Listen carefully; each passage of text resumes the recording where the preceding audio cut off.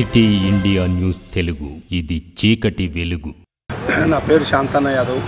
నేను జిల్లా గొర్రెల పెంపకదారుల సహకారి చైర్మన్. నేను ఈరోజు పిల్లలమారి తాండా గోపాల్ నాయక్ అనే ఆయన గొర్రెలు మేపులకు పోయి నిన్న కొట్టుకొచ్చిన మేపులకు పోయి కొట్టుకొచ్చి ఇంటి పక్కనే జాలి వేసుకొని ఇంటి పక్కనే ఆపుకొని పండుకున్నాడు.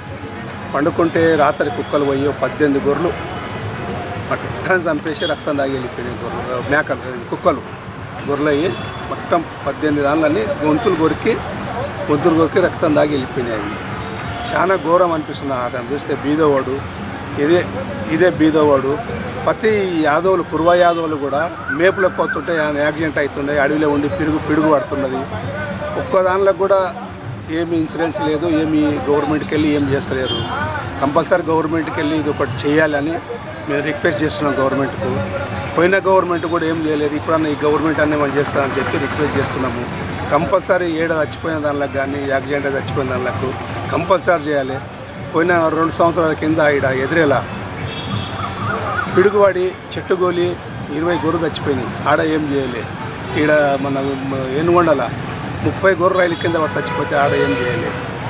ఇదే విధంగా మన ఈడ ఎదురేలా కూడా పక్కల ఎదురేలా కుక్కలు బట్టి ఒక 25 గొర్రెలు కుక్కలు బట్టి చంపేస్తే కూడా ఏం గవర్నమెంట్ ఏం చేయలే, ఏం పట్టించుకోవట్లేరు.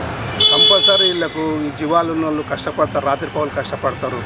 తెల్లారు గొర్రెలేంబడి పోయి పండుకుంటారు, అలసిపోయి పండుకుంటారు. దాంట్లో కుక్కలు పడితే చంపేస్తున్నాయి.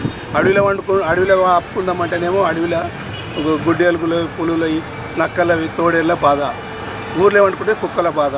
ఈ కుక్కల్ని ఏమన్నా చేసి రిక్వెస్ట్ చేస్తున్నాము మా మామనార్ మున్సిపల్ కమిషనర్ గారికి, కంపల్సరీ కుక్కల్ని ఏదైనా చేయండి, కానీ పంపించేసేయండి.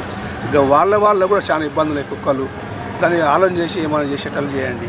కలెక్టర్ గారికి కూడా రిక్వెస్ట్ చేస్తున్నా, కలెక్టర్ గారికి కొంచెం ఆలోచన చేసి ఈ ఏదైనా బడ్జెట్ శాంక్షన్ చేసి ఇట్లా యాక్సిడెంట్ అయిన వాళ్ళకు ఏదైనా తొందరగా ఏమన్నా బడ్జెట్ ఇచ్చి అట్లా రిక్వెస్ట్ చేస్తుండా.